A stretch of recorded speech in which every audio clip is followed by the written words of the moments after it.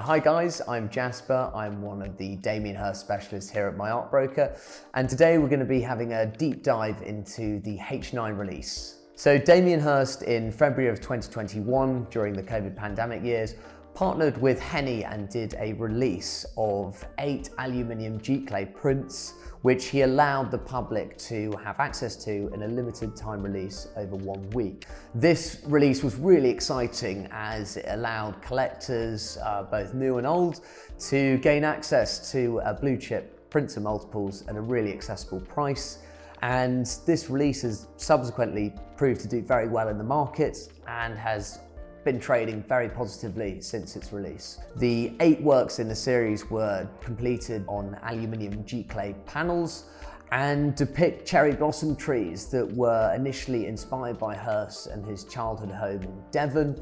As he looked out his bedroom window, he could see these cherry blossom trees. What I find really interesting about this release is it's a real nice breakaway from Hirst's sort of normal way of seeing and producing artworks that often focused on things like death, money and greed, whereas this, particularly with in light of the pandemic, really focused on hope, prosperity, and has a really nice colour palette to them. So it's quite nice in that sense. These works are great. Not only did they have a really nice entry-level price point, they are really well presented in the Heni box and also are signed on the reverse and from a limited edition. These works are really interesting for new collectors. Not only are they striking on the wall and they come ready to hang, but in recent sales they have performed very well. These works are traded very frequently, and overall they have a market cap of over £80 million.